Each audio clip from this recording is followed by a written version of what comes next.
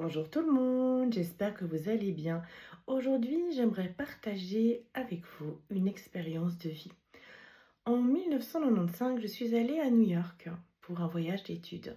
Et quand j'ai visité les fameuses tours, les tours jumelles, quand j'étais tout en haut, je me suis sentie très mal. J'étais devenue blanche, j'avais des sueurs froides. C'est comme si je me suis mis en transe. Et c'est comme si je voyais, avec mon écran interne, je précise, des gens qui sautaient de la tour, des gens qui hurlaient, il y avait les alarmes, c'était vraiment horrible.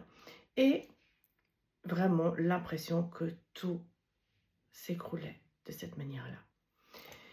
En 2001, quand j'ai écrit mon livre sur le tarot outil de développement personnel, j'étais à Martigny lors du salon du tarot et du développement personnel. C'est sa sortie de presse en 2001. Il y avait dans ma salle de conférence un journaliste. À l'époque, il n'y avait pas les Natel et autres. On avait encore les répondeurs, vous vous souvenez, pour ceux qui sont de ma génération. Et lors de la conférence, le journaliste me demande après ma prestation, est-ce qu'on peut aussi poser des questions pour notre futur, pas seulement notre futur de nous individus, mais par rapport à l'humanité, le futur. Donc j'avais mon tarot Rider-Waite et à l'époque j'avais celui qui est américain avec toutes les cartes en version anglaise. Et il y a une carte qui s'appelle The Tower, c'est la maison de Dieu chez nous en français, et The World, avec la carte du monde. Et quand j'ai fait cette démonstration, j'ai brassé, j'ai fait une coupe, et il y avait The Tower et il y avait The World. Immédiatement, je suis rentrée en transe, et de nouveau, sueur froide, j'étais pas bien. Et c'est comme si j'étais projetée vraiment dans cette même scène qui avait eu lieu en 1995 à New York. Mais sur le moment, bien sûr, avec le track, les gens, j'avais pas fait le rapprochement. J'entendais les gens qui criaient, je voyais des gens qui sautaient de la tour. Enfin, c'était un truc de malade, comme on dit. Et qu'est-ce qui s'est passé? La séance, la conférence est terminée. On a fini sur quelque chose de positif. Tout le monde a pu voir. Il y avait assez de témoins et dont le journaliste qui avait tout écrit, tout filmé lors de cette conférence en 2001, le 9 septembre 2001 exactement. Et qu'est-ce qui s'est passé? Sur mon répondeur la semaine d'après, Nina, vous avez vu, 2 jours après, hein, en fait, donc c'était le 11 septembre 2001. Nina, vous avez vu les nouvelles, vous avez regardé, et c'était ce message sur mon répondeur. J'ai allumé la télé, j'ai regardé, et en boucle, ça passait l'horrible catastrophe des tours jumelles à New York. Donc voilà, on peut capter des choses en avance, on ne se rend pas compte tout de suite sur le moment que c'était exactement ce que j'avais vécu en 95 à New York dans une des tours jumelles.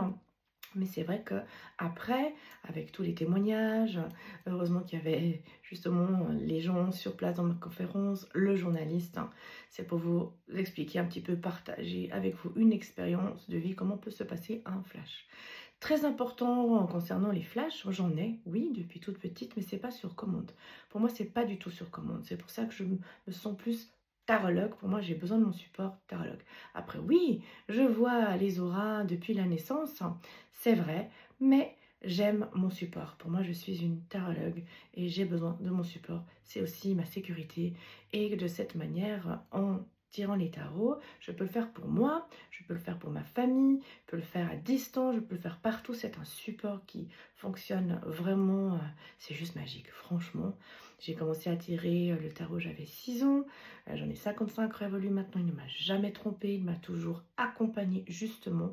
Et surtout aussi pour des flashs, des catastrophes pareilles, ça nous prévient. Après, on ne sait pas exactement où, comment, à part s'il y a la fourchette de temps, parce que dans le tarot Rider-Waite et mon tarot Messager de l'âme que j'ai fait illustrer, j'avais aussi le médiéval que j'ai fait illustrer, ceux qui me suivent. Donc j'ai 2 tarots que j'ai fait illustrer par Pal de Gomme, le tarot médiéval, et Pixaïko pour le deuxième, le tarot Messager de l'âme. Donc j'ai 2 tarots que je souhaitais vraiment avoir. Et la base, celui avec qui j'ai le plus excellé pour moi, c'est le tarot Rider-Waite, version américaine. Voilà. Donc tout ça pour partager avec vous que si ça vous arrive aussi, le tarot montre toujours ce qui peut arriver, pas ce qui va forcément arriver. On a le libre arbitre à 50%. Et j'avais vraiment envie de partager cette expérience hein, qui est juste incroyable. En 95, j'étais à New York. Voilà, j'ai capté ce moment douloureux, on va dire ça comme ça. Et en 2001, le 9 septembre 2001, Martigny, à l'hôtel Les Portes d'Octodur, ou la Porte d'Octodur, à cette conférence que je donnais pour la sortie de presse de mon tarot, le premier tarot outil de développement personnel. Heureusement qu'il y a ce journaliste qui a pu valider, confirmer, et je voulais partager avec vous cette expérience de vie. Je vous souhaite une belle journée, je vous souhaite une belle soirée, je vous embrasse, et à bientôt pour une prochaine vidéo d'expérience de vie.